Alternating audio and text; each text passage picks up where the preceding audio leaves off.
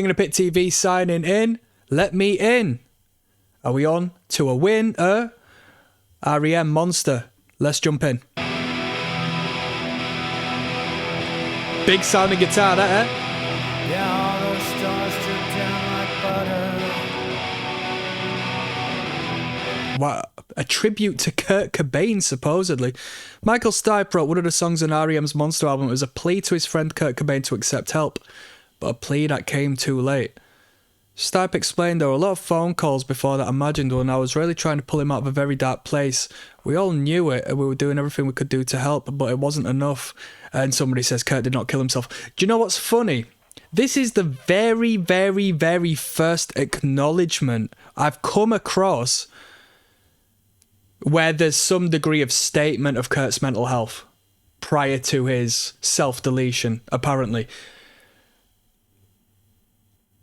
I have not come across any proof otherwise that it was... When you watch the live footage of him, and I know you can say, oh, well, he's putting a face on for the performance and that. It's like, well, the guy looks like he's just content to perform and entertain. And I know, you can say, well, comedians and blah, blah, blah, they make everyone laugh and then that. But the difference being... Don't need to go into that realm. But... I've been around enough musicians to know how they operate on a general basis. And there's a little bit of a difference between what we watched of the live recordings of Alice in Chains on the MTV recordings and the state of that experience in relation to the live footage we've seen of Nirvana prior the suicide. I mean, disregarding the knowledge around his passing, the spirit and the energy that emanated from Kurt Cobain whilst he was alive during that era does not correlate with that action, That's all I think. Someone says Kurt did not kill himself. Someone said, but yeah. Just to re-clarify, this is the very first post-suicide statement of such that I have seen in relation to his mental health and illness and whatnot. Someone says that is correct. He was murdered. The problem is that so many folks are entirely ignorant of the fact that the music industry was founded by the mob. The death clause in every musician's contract, the strong-arm tactics used to intimidate bands to constantly produce new material, the bribing of radio station personalities to play certain songs. Yeah, it's industry. What do you find on the top of every industry? The devil, right? You sign your life away, you sell your soul, and unfortunately you're too young and you've been preyed on to have the life experience and knowledge of the recognition of patterns of the people that have come before you to acknowledge what's right and wrong, And as you get older, it's funny how your perspective changes, to be on a stage before millions of people and to be a unique figure that will be in the history books is like what that young soul strives for. And then as you get older, you realise, wait a minute, how fickle that all is, And you can't have one without the other, yeah?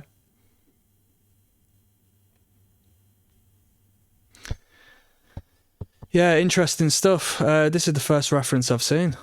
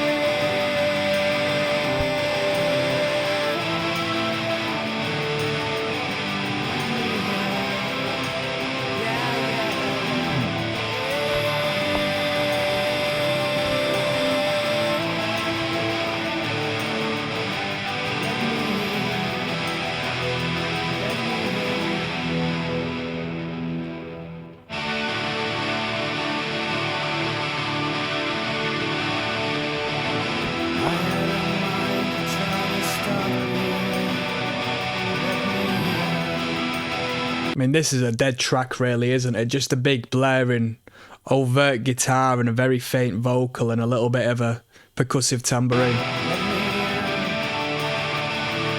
got tar on my feet, and I can't see all the birds look down and laugh at me. Ones are crawling out of my skin.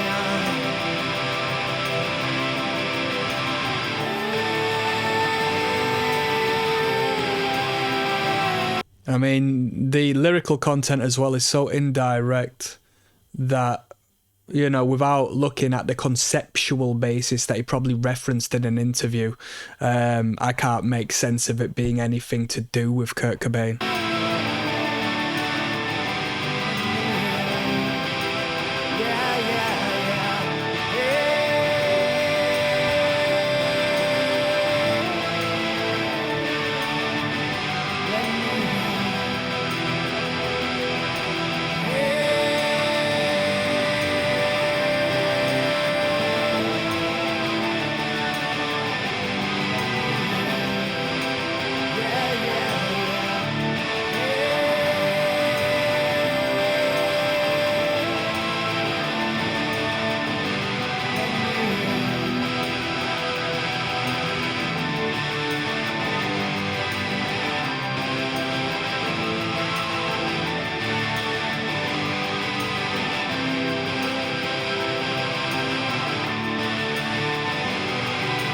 I bet you got some reaction channels listening to this on YouTube and like, oh my god, this is the worst track on the record. They've done Big Kurt a disservice with this one.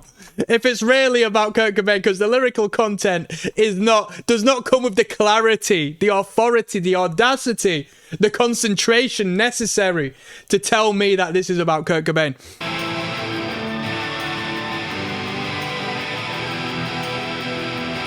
No disrespect intended. This was just a dead track. It was barren. And that's it. I'd get rid of this off of the record. Yeah, whatever. Circus Envy coming up next. Track number 11, yes?